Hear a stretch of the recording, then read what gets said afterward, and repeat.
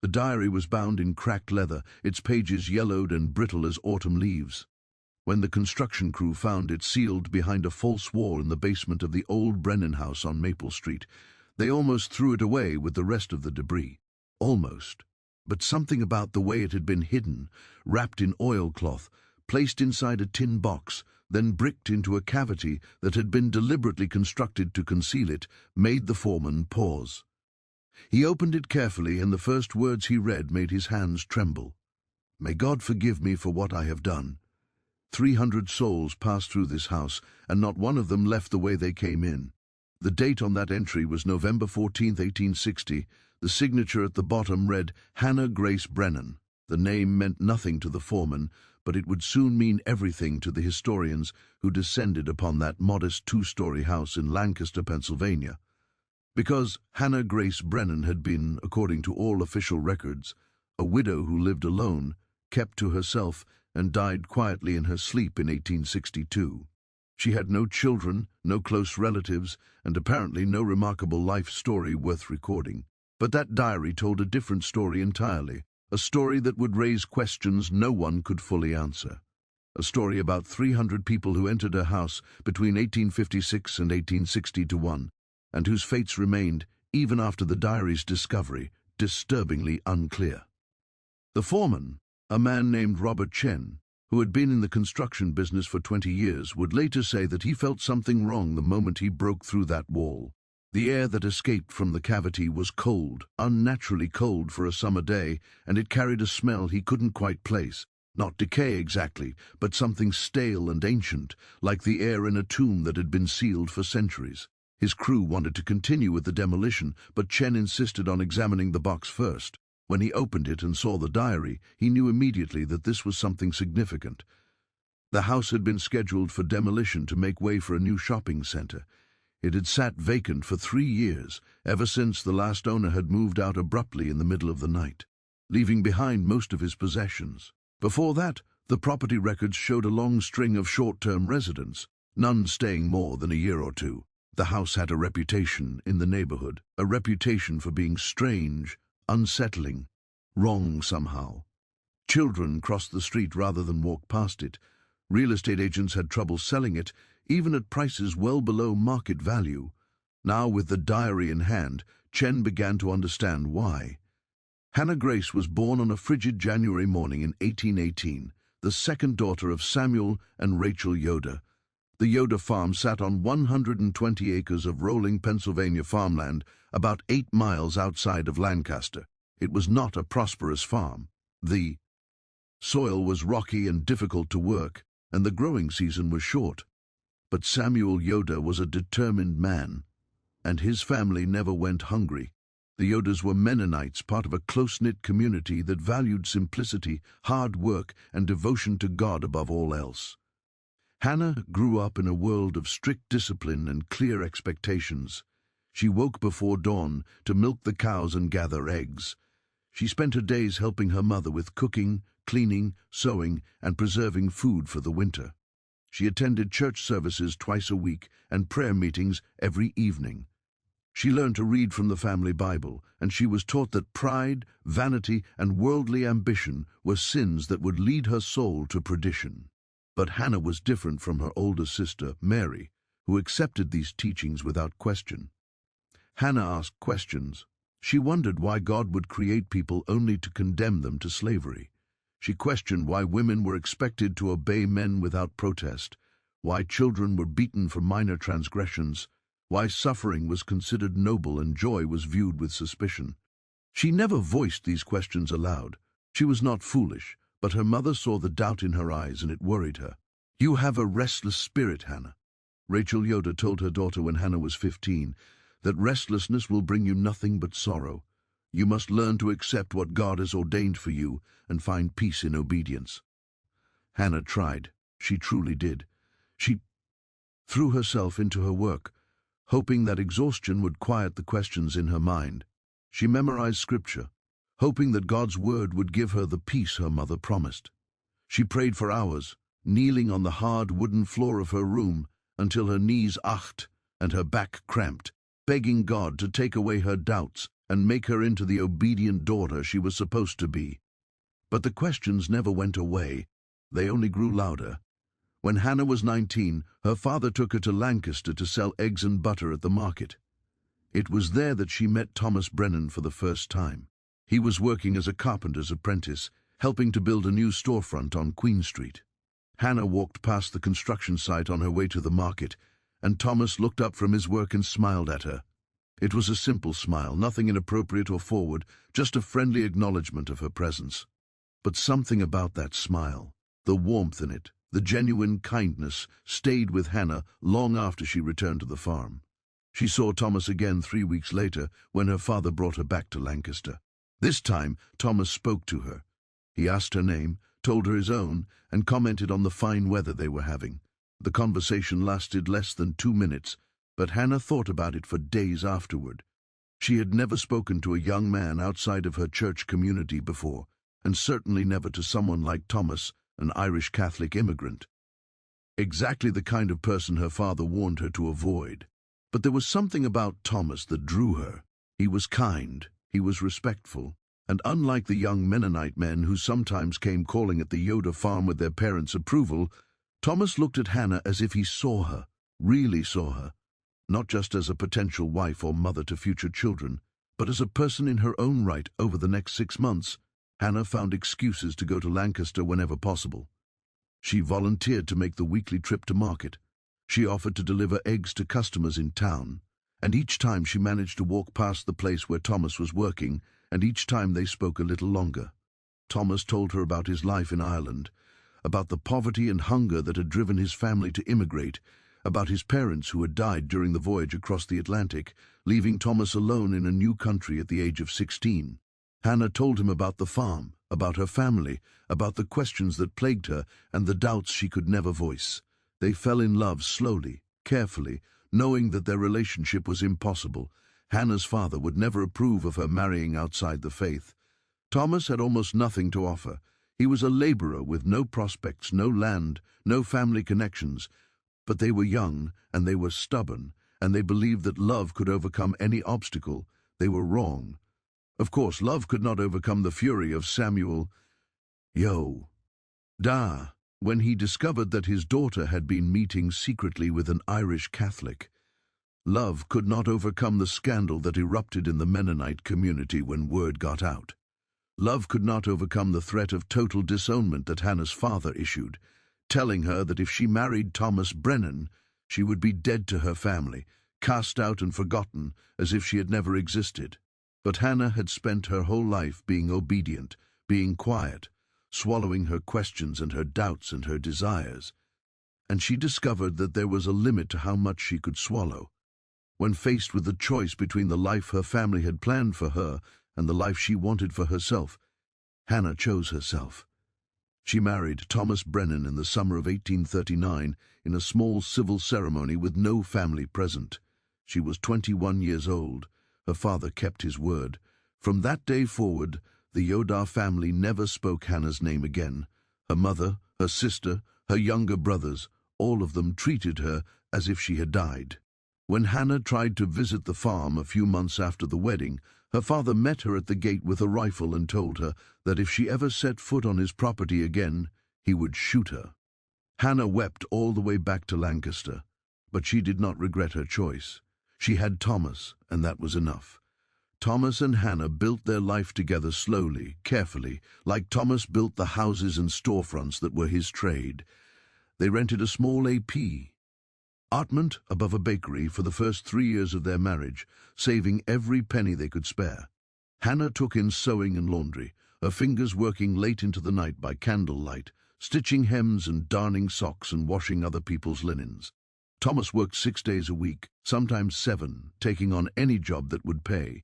They ate simple meals, wore simple clothes, and dreamed of the day when they could afford a home of their own. That day came in 1842.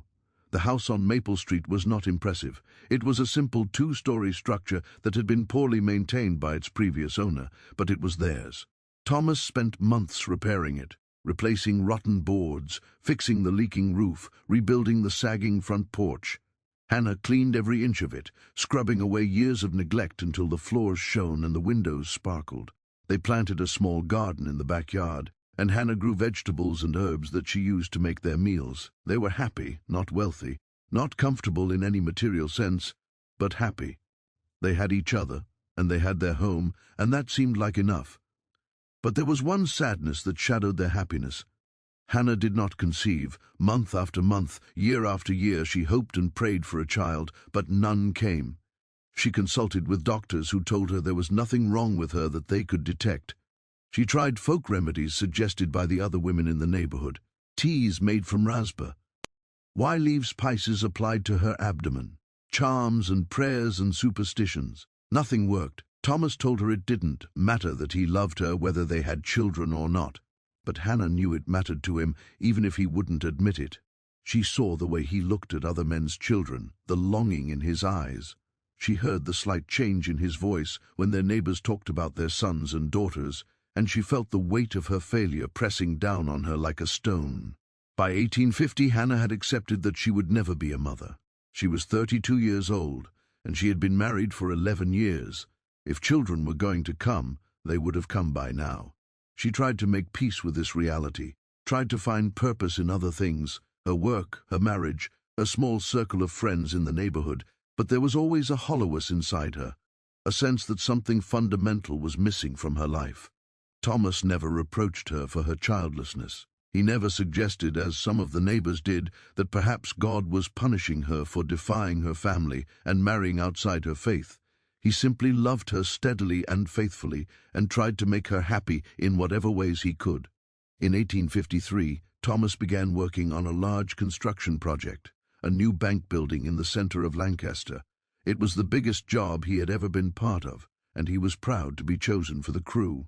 The work was dangerous, but the pay was good, and Thomas dreamed of saving enough to expand their house, maybe add a third bedroom, build a proper workshop in the backyard where he could take on projects of his own.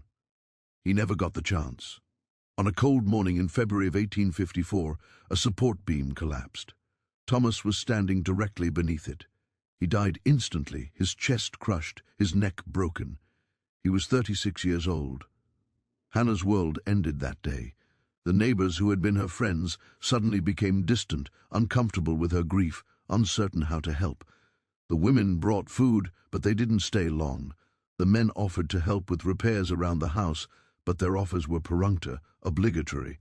Hannah realized that she had become something people didn't know how to handle, a childless widow with no family, no real place in the community. She buried Thomas in the Catholic cemetery, even though she was not Catholic herself. She stood alone at his grave while the priest spoke words she barely heard.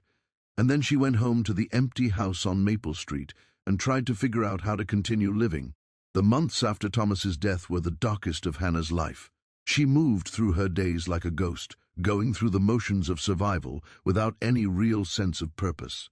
She continued to take in sewing and laundry because she needed the money to pay her rent and buy food. She attended church services, though she no longer prayed with any real hope that God was listening. She kept the house clean and the garden tender.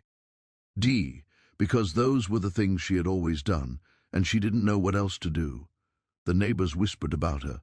They said grief had made her strange. They said she talked to herself, that she sometimes stood in her yard at night staring at nothing, that lights burned in her windows at all hours.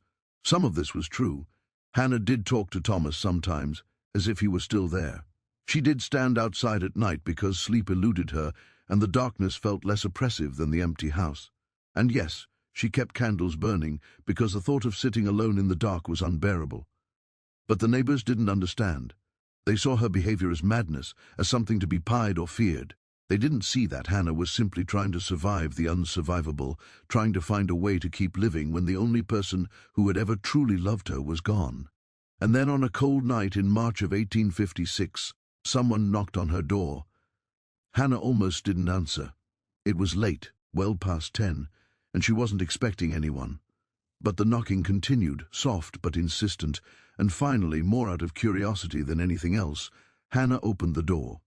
The man standing on her porch was tall and thin, his clothes ragged and dirty. His face was haggarded, his eyes sunken with exhaustion and fear. He looked at Hannah for a long moment, as if trying to determine whether he could trust her, and then he spoke in a low, urgent voice. "They told me you might help," he said. Hay said this house was safe." Hannah didn't understand at first. "Who told you that?" she asked. "Help with what?" The man glanced over his shoulder, checking the dark street behind him. "Please," he said. "Can I come inside? I can't stay out here. If they find me—" He didn't finish the sentence, but Hannah saw the terror in his eyes, and something inside her responded. She stepped aside and gestured for him to enter quickly. He slipped past her, and she closed the door, her heart pounding. "Who are you?" she asked. "What's happened?" The man stood in her hallway, trembling despite the warmth from the fireplace. "My name is Nathan," he said. "I've been traveling for 2 weeks. I was told there were safe houses along this route, places where people like me could rest. Someone in Philadelphia said I should come here to this address. They said a woman lived here who helped people. Are you that woman?" Hannah stared at him, understanding beginning to dawn. "People like you," she repeated slowly. "You mean I was enslaved," Nathan said bluntly. "In Maryland I escaped, and now I'm trying to get to Canada where I'll be free, but I can't make it without help. I'm injured. My feet are badly cut, and I think I have a fever. I just need 1 night, maybe 2, somewhere safe to rest. Then I'll be gone. You'll never see me again." Hannah's first instinct was to refuse. What Nathan was asking was illegal. The Fugitive Slave Act of 1850 made it a federal crime to harbor escaped slaves, punisha, by fines and imprisonment. If Hannah was caught helping him, she could lose everything: her house, her freedom, possibly her life. But as she looked at Nathan standing in her hallway, exhausted and terrified and desperate, she thought about her own life, about the years she had spent swallowing her questions and her doubts, being obedient, following the rules, about the choice she had finally made to defy her family and marry Thomas, and how that choice had been the only real moment of courage in her entire life, about the emptiness that had consumed her since Thomas's death, the sense that her life had no purpose, no meaning, no value. And she thought about something Thomas had said to her once years ago. They had been talking about slavery, about the growing tensions in the country, and Thomas had said, "If someone came to our door asking for help, I'd like to think we'd be brave enough to give it, no matter the cost." Hannah had agreed with him then. Now she had a chance to prove whether she had meant it. "Come in," she said to Nathan. "Come into the kitchen. Let me look at your feet, and I'll get you something to eat." She brought him to the kitchen and lit more candles, so she could see clearly. Nathan's feet were indeed badly cut, the soles torn and bleeding from walking long distances over rough terrain. Hannah boiled water and carefully cleaned the wounds, then bandaged them with strips of clean cloth. She gave him bread, cheese, and cold chicken left over from her own dinner. She watched him eat ravenously, barely pausing to chew, and she realized that he probably hadn't had a real meal in days. "You can sleep in the cellar," she told him. "It's not comfortable, but it's warm and dry, and no one will see you there. I'll bring you more food in the morning." Nathan looked at her with tears in his eyes. "Thank you," he whispered. "You don't know what this means. I was starting to think I wouldn't make it." "How far do you still have to go?" Hannah asked. "Canada is about 300 meters north," Nathan said. "But I can't travel on the roads during the day. Too dangerous. So it'll take me weeks, maybe months, and I don't know the way. I'm just following the directions people give me, hoping I don't get lost." Hannah led him down to the cellar, which was cold and damp, but at least provided shelter. She gave him blankets and promised to check on him in the morning. Then she went back upstairs, locked the door, and sat in her kitchen with her head in her hands, wondering what she had just done. Nathan stayed for 3 days. His fever broke on the 2nd day, and by the 3rd he was strong enough to continue his journey. Before he left, he thanked Hannah again and told her something that would change the course of her life. "There will be others," he said. "Word spreads among us about which houses are safe. I'll tell the next person I meet, and they'll tell others. If you're willing to help, people will come."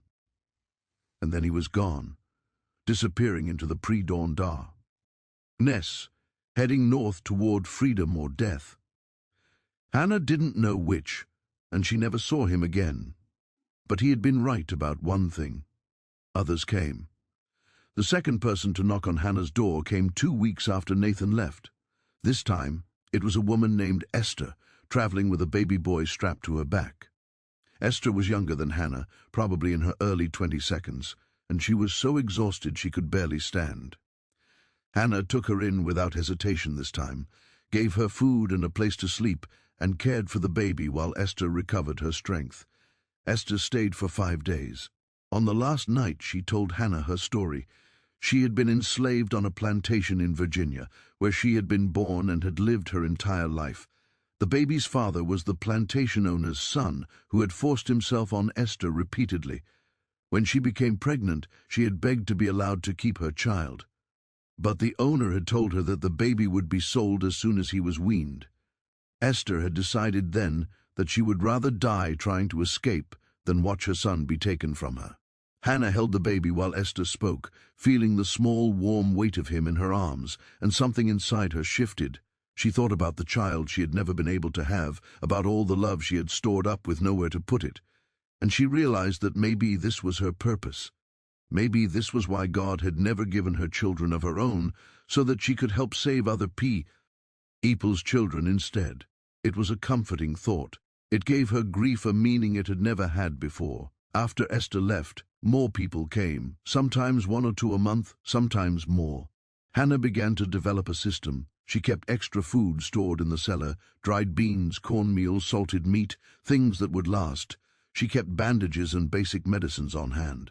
She learned which neighbors were sympathetic to the abolitionist cause and which ones might report her to the authorities.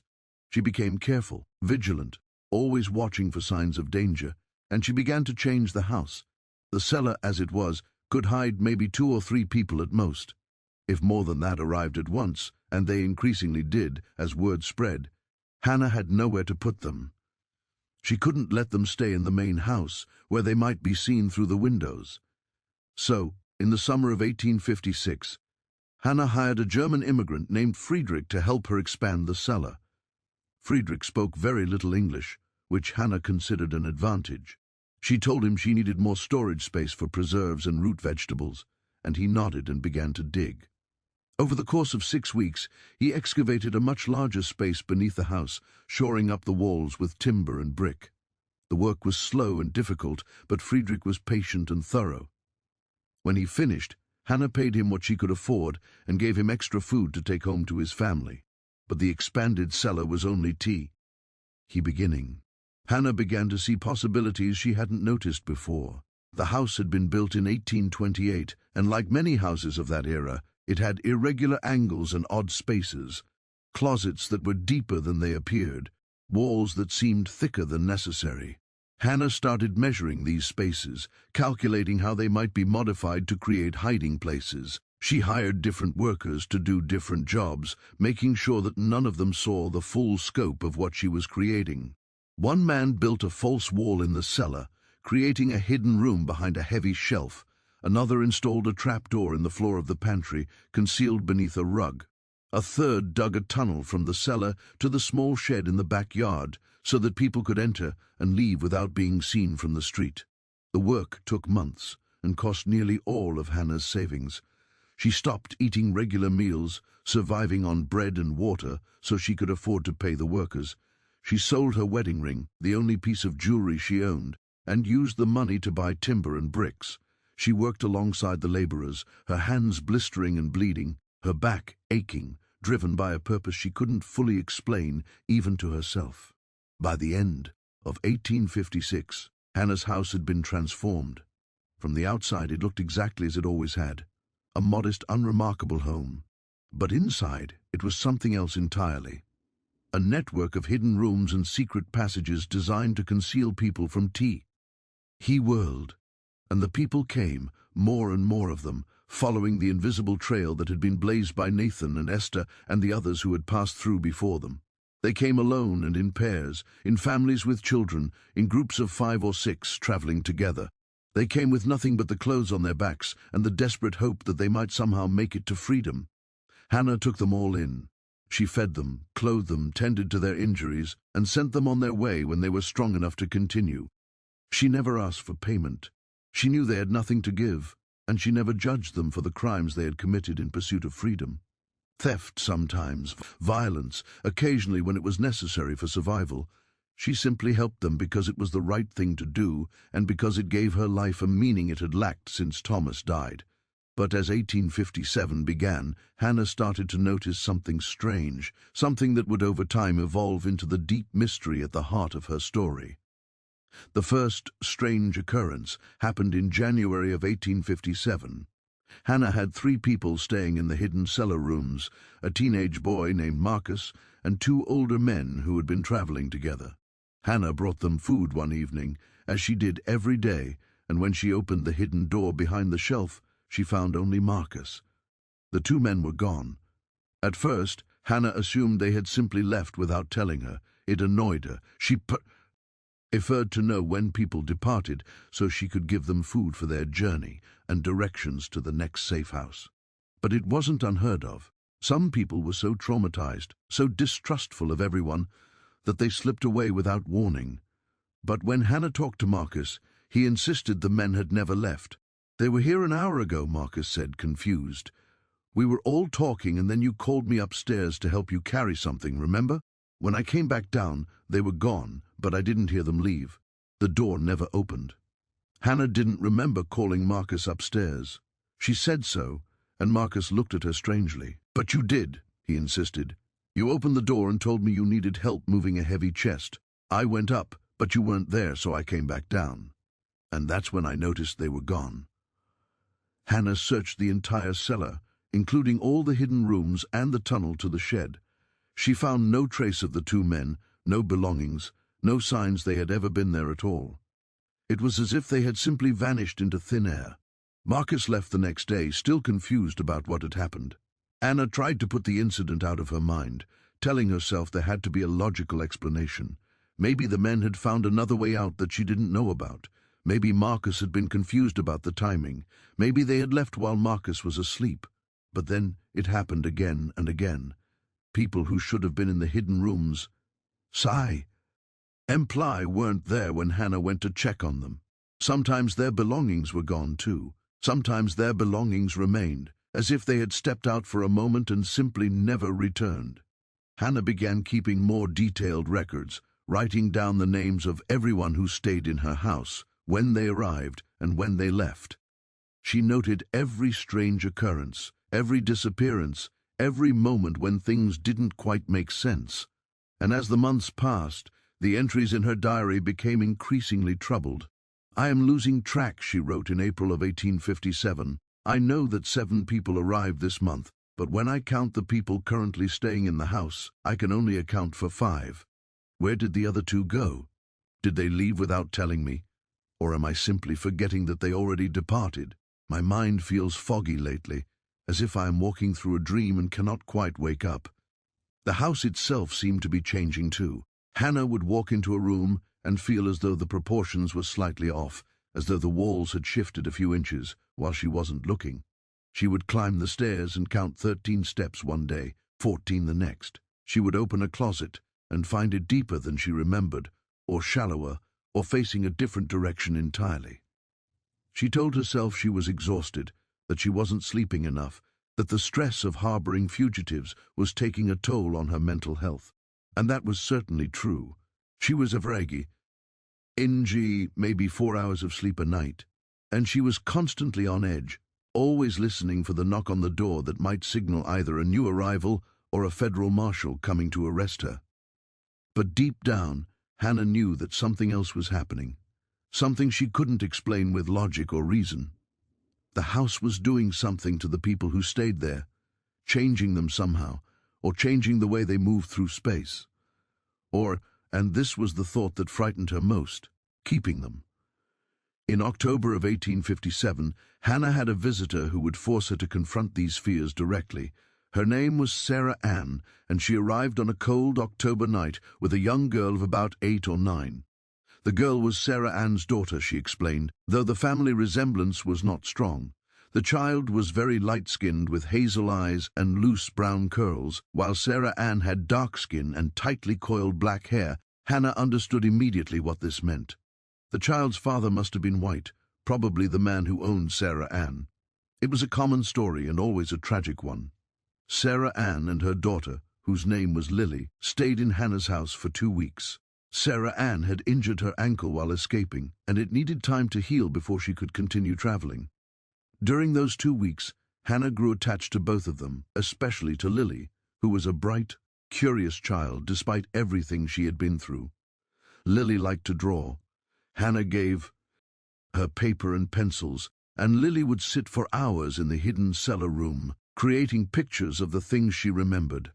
Flowers she had seen, animals from the plantation, her mother's face. But she also drew other things, strange things that made Hannah uncomfortable when she saw them. She drew the house, but in her drawings, the house had too many rooms. Rooms that spiraled endward into darkness, rooms that folded back on themselves, rooms that seemed to exist in multiple places at once. "What is this?" Hannah asked, pointing to one of the drawings. "The rooms where people sleep," Lily said simply. "But there aren't this many rooms," Hannah said. "I only built 3 hidden spaces." Lily looked at her with those strange hazel eyes. "There are more now," she said. "They keep growing. Don't you hear them at night? The house is always building more rooms." Hannah felt a chill run through her. She wanted to dismiss Lily's words as a child's imagination, but she couldn't because she had heard things at night, sounds like hammering and sawing, sounds like construction happening somewhere deep beneath the house. She had told herself she was dreaming, or that the sounds were coming from a neighbor's property. But what if they weren't? Zara, Ann, and Lily left on a sunny morning in late October. Hannah packed them food for the journey and gave them detailed directions to the next safe house, about 30 miles north. She hugged them both goodbye and watched them disappear down the street, heading toward a future that might hold freedom or might hold death.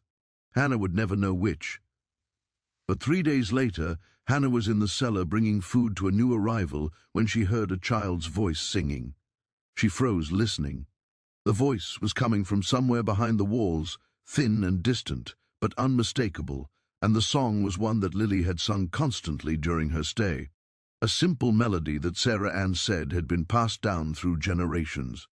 Hannah pressed her ear to the wall, her heart pounding. The singing continued for a few more seconds, and then it stopped. Hannah waited, but it didn't resume. She told herself she had imagined it.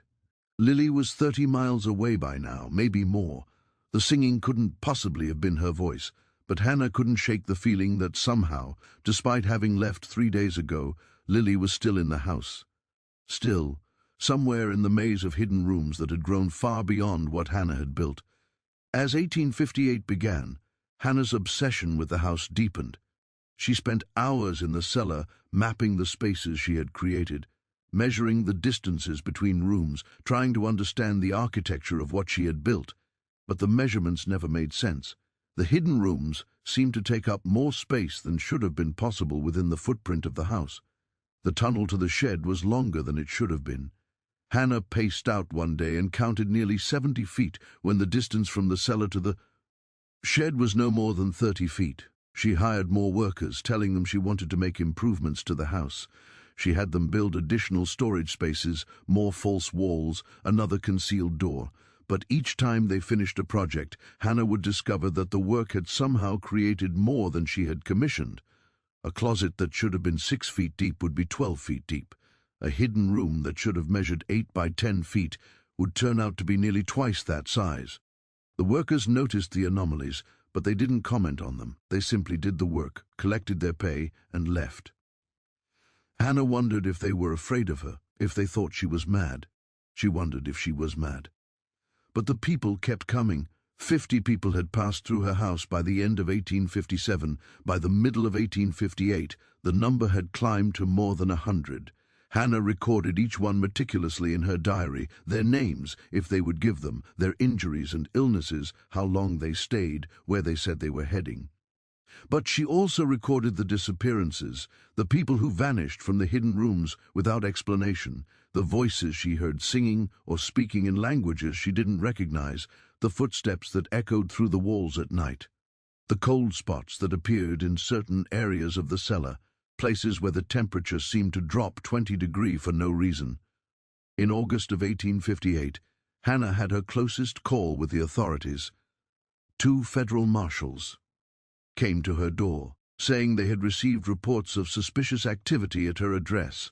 Hannah let them search the house just as she had done before, but this time there were 7 people hiding in the cellar, 3 adults and 4 children. If the marshals found them, everyone would be arrested, including Hannah. The marshals searched methodically, going through every room upstairs first, then heading down to the cellar. Hannah followed them, her mind racing, trying to think of some way to distract them or delay them, but she needn't have worried. The marshals walked right past the shelf that concealed the hidden door. One of them even leaned against it while examining the rest of the cellar, but they didn't move it, didn't notice anything unusual about it. When they left, apologizing again for the intrusion, Hannah went down to check on the people in the hidden rooms. But when she moved the shelf aside and opened the door, the rooms were empty. The 7 people who had been there just an hour earlier were gone. Their belongings were gone. There was no sign they had ever been there. Hannah stood in the empty room for a long time, her candle casting flickering shadows on the walls, and she wondered if she had imagined them entirely. Maybe there had never been 7 people. Maybe her mind was fracturing under the strain of what she was doing, and she was seeing things that weren't there, creating guests who didn't exist. But that night, as she lay in bed trying to sleep, heard them. Voices drifting up through the floorboards, too muffled to make out words but clear enough to know they were there. The 7 people she thought had vanished. They were still in her house somewhere, in rooms she hadn't built, in spaces that shouldn't exist, and Hannah realized with a clarity that was almost like a revelation that the house was alive. It was growing, evolving, creating spaces to hide the people who came to it seeking shelter, and once it took them in, it didn't always let them go. The entries from late 1858 through 1859 show Hannah's mental state deteriorating. Her handwriting becomes less careful, more hurried. She crosses out words and rewrites them. She starts and abandons sentences mid-thought. She writes the same entry multiple times on different pages as if she's forgotten that she already recorded the information. November 3rd, 1858. A family of 4 arrived tonight. Mother, father, 2 children. I gave them the large room at the end of the tunnel. They seemed grateful. The father wept. November 3rd, 1858. Was it a family? I thought it was 5 people or maybe 6. I cannot remember. The faces blur together now. There are so many faces. November 3rd, 1858. No one came tonight. The house is empty. I am alone. All 3 entries are dated the same day, but they contradict each other completely. Either Hannah was confused about the date or her memory was failing. Or, and this is what historians would later debate, something about the house Elf was causing her to experience time differently. She wrote about dreams that felt more real than waking life. Dreams in which she walked through infinite corridors lined with doors, and behind each door was a person she had helped, safe and sleeping. Dreams in which Thomas was still alive, working in the cellar, expanding it room by room, his hammer ringing against nails in a rhythm that never stopped. Dreams in which she was underground, deep beneath the house in a vast space that hummed with the presence of hundreds of people, all of them waiting, all of them silent. She wrote about losing time. She would start a task in the morning, and suddenly it would be night with no memory of the hours in between. She would go down to the cellar to bring food to her guests, and emerge to find that 3 days had passed. She would talk to people who claimed they had been staying in her house for weeks, though she had no memory of them arriving. I am not well, she wrote in January of 1859. I know I am not well, but I cannot stop. They need me. All of them need me. And if I stop, if I close the door and turn them away, what will happen to them? They will be captured. They will be sent back. They will suffer. I cannot allow that. I will not allow that, even if it costs me everything. Even if it costs me my sanity. In March of 1859, Hannah hired yet another worker, a man named Douglas, who specialized in masonry. She commissioned him to build what she called the final expansion, a Series O. brick-lined chambers beneath the deepest part of the cellar, accessible only through a narrow passage that required crawling on hands and knees. Douglas worked for 3 months on the project, and when he finished, he told Hannah he had never built anything quite like it. It's like a catacomb, he said, like something from the old country. Why would you want such a thing beneath your house?" Hannah didn't answer. She paid him double what they had agreed upon, and she made him promise never to speak of the work to anyone. Douglas took the money and left, and Hannah never saw him again. The final expansion was different from the other hidden spaces. It was colder down there, and the air had a strange quality, thick and heavy, like the air before a storm. Hannah found that she could hear things in those deepest rooms that she couldn't hear anywhere else. Whispers, singing, prayers spoken in voices that might have been memories or might have been something else entirely. She began bringing people down to those rooms, the ones who seemed most desperate, most frightened, most in need of absolute concealment. And once she brought them down there, she rarely saw them leave. "They are safe now," she wrote in her diary, "safer than they have ever been. The house will protect them. The house will keep them hidden until the war comes. And the war is coming. I can feel it. The whole country is holding its breath, waiting for the violence to begin. But here in my house, they will be safe. LL of them will be safe." By January of 1860, Hannah estimated that more than 200 people had passed through her house. The number was staggering, almost impossible to believe, but Hannah had kept records, and the records didn't lie, or at least they hadn't lied at first. When Hannah's mind was still clear, and her memory still functioned properly. Now, though, she wasn't certain of anything. The records contradicted themselves, the numbers didn't add up. She would count the people currently staying in the hidden rooms and get a different total every time. Sometimes 8, sometimes 15, sometimes more than 20. She would go down to check on specific individuals and find them gone, replaced by people she didn't recognize, people she had no memory of admitting to her house. "I am losing myself," she wrote on February 10, 1860. "I feel as though I am dissolving, becoming part of the house itself.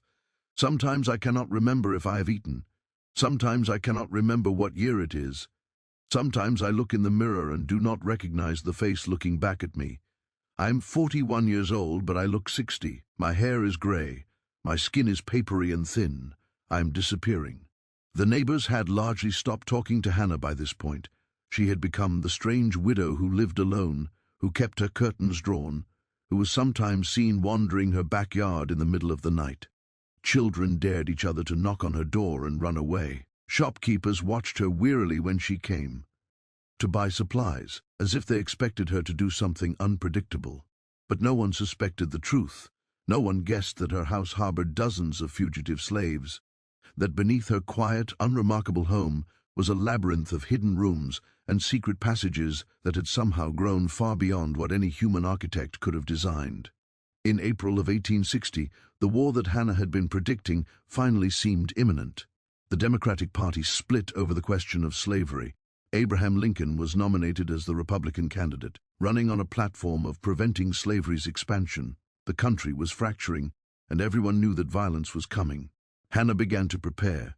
She stockpiled food, dried beans, flour, salted meat, preserves, anything that would last. She filled every available container with water. She bought extra candles, extra blankets, extra medical supplies.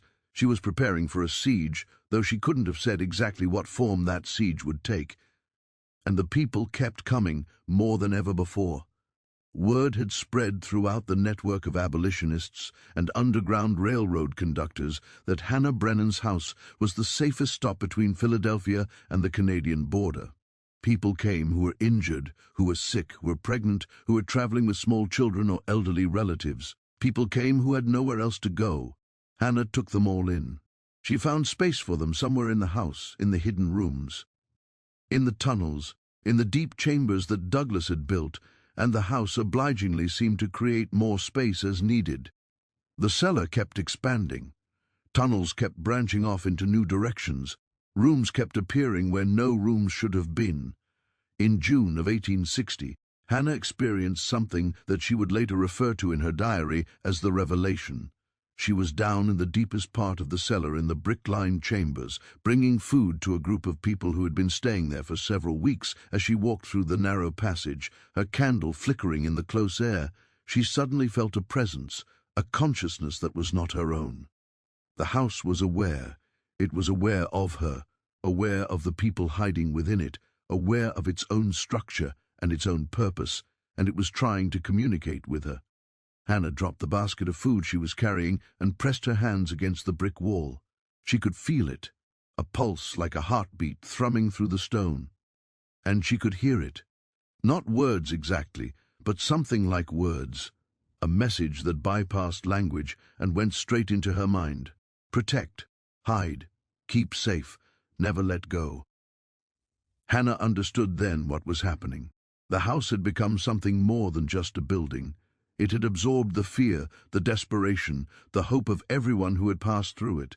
It had taken on a purpose of its own, to protect these people at any cost, and it had found a way to do that by creating CES that existed outside of normal reality. Spaces where the fugitives could hide not just from their pursuers, but from the world itself. Hannah staggered back to the main part of the cellar, her mind reeling. She sat on the cold floor and tried to process what had just happened. She wasn't mad. She hadn't been imagining things. The house truly was alive, truly was protecting the people who came to it. But at what cost? Hannah thought about all the people who had vanished from the hidden rooms, who had never been seen leaving. Were they safe, hidden in the house's protective embrace? Or were they trapped, unable to escape, preserved in some impossible space between life and death? Anna didn't know, and she was terrified to find out. As summer turned to fall in 1860, Hannah made a tally. She went through all of her records, all of her diary entries, and tried to count every person who had ever stayed in her house. She worked on this project for weeks, cross-referencing entries, eliminating duplicates, trying to create an accurate list. The final number was 297. But even as she wrote that number down, Hannah knew it wasn't quite right. There were people she had forgotten to record. People who had come and gone in the confused fog of her deteriorating memory. There were the voices she heard at night, the shadows she saw moving through the house, the presences she felt but could not see. In November, 3 more people arrived, a mother and her 2 teenage sons. Hannah brought the down to the deep chambers, settled them in, gave them food and blankets, and as she did, she realized that with their arrival, the number had reached exactly 300 souls. The number felt significant somehow, like a completion, like a door closing. Hannah climbed back up to the main floor of the house and sat at her kitchen table. She opened her diary to a fresh page and wrote the words that would, 100 red years later, send chills down the spine of the construction foreman who read them. May God forgive me for what I have done. 300 souls passed through this house, and not one of them left the way they came in. She sat for a long time after writing those words, staring at them, wondering what they meant. Had she just acknowledged a truth she had been avoiding? That none of the people who came to her house truly left, that they all remained somehow trapped in the spaces between walls, preserved in rooms that existed outside of time? Or was she simply acknowledging that everyone who passed through her door was changed irrevocably, that they could never go back to being the people they had been before, that they had all died in some fundamental way and been reborn as something new? Hannah didn't know. She was too tired to think clearly anymore. She had given everything she had, her money, her health, her sanity, her soul, to the work of protecting these 300 people. And now that work was done. Over the next few weeks, Hannah made preparations. She stopped admitting new people to the house, turning them away with directions to other safe houses along the route. She stopped going down to the deep chambers to check on the people staying there. She started sealing things. She bricked up some of the hidden doors. She filled in sections of the tunnel. She moved heavy furniture in front of passages that led to the deepest parts of the cellar. And finally, she took her diary, wrapped it in oilcloth, placed it in a tin box, and sealed it behind a false wall in the cellar, in a cavity she constructed specifically for that purpose. Let them find it someday, she wrote in a final loose page she left on her kitchen table. Let them know what happened here. Let them judge me if they must. But let them know that I did what I thought was right, even if I was wrong, even if I damned 300 souls instead of saving them. At least let them know I tried. Hannah Grace Brennan died on February 11, 1862 at the age of 43.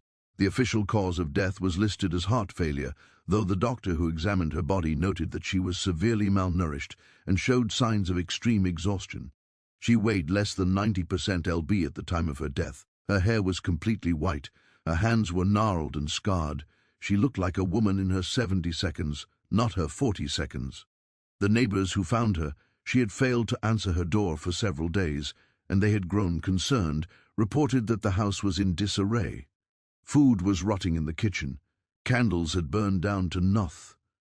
The windows were so dirty they barely let in light, but there was no sign of anyone else. No fugitive slaves hiding in the cellar, no evidence of illegal activity, just an empty house and a dead woman who had apparently lived and died alone. Hannah was buried next to Thomas in the Catholic cemetery. Her grave was marked with a simple stone bearing her name and dates. No epitaph, no mention of her work. She disappeared into history as completely as the 300 people who had passed through her house. The house itself passed through many hands over the next century. The first new owner moved out after 6 months, complaining of strange noises. The second lasted a year. The third owner, a young couple with a baby, fled in the middle of the night after the wife claimed she saw figures moving in the walls. People, she said, trapped behind the plaster, reaching out to her. Subsequent owners reported similar experiences. Cold spots, whispers, footsteps, the sound of children crying, doors that opened and closed by themselves, objects that moved when no one was touching them. Most dismissed these phenomena as ordinary quirks of an old house. But some knew better. Some sensed that there was something fundamentally wrong with the place, something dark and hungry lurking beneath its ordinary exterior. By 1957, the house had gained such a reputation that no one would rent or buy it. It sat vacant for 3 years, slowly deteriorating until the city finally decided to demolish it and use the LA.ND for commercial development. And that's when the construction crew found the diary. The discovery sparked immediate interest among historians. Here was documented evidence of underground railroad activity in Lancaster, of a woman who had risked everything to help fugitive slaves. Researchers descended on the site, eager to excavate the hidden rooms Hannah had described in her diary to understand the scope of what she had built. What they found exceeded anything they had imagined. The cellar contained not 3 or 4 hidden rooms, as Hannah had originally built, but more than 20. The passages didn't follow any logical pattern. They branched and twisted, doubled back on themselves, descended to depths that should have been impossible given the water table in that area. Some tunnels were lined with brick and timber, clearly the work of skilled builders. Others seemed to have been clawed out of the earth by hand, the walls rough and uneven. The excavation took months. Workers mapped the passages as best they could, but the network was so complex that they never managed to create a complete diagram. Some tunnels ended in cave-ins, others simply stopped, blocked by walls that appeared to have been sealed from the inside. And a few, the ones that disturbed the workers most, seemed to continue beyond the reach of their lights, descending into darkness so complete that even the brightest lamps couldn't penetrate it. They found evidence of habitation in the hidden rooms. Scratches on the walls where people had marked the passage of days.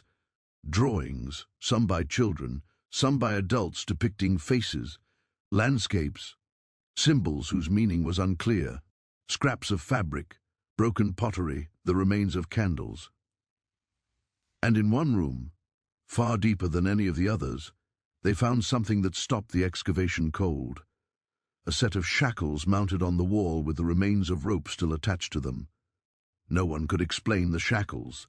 Had Hannah used them to restrain someone? Had they been there before she bought the house, or had they been brought in by one of the fugitives, a grim souvenir of the bondage they had escaped?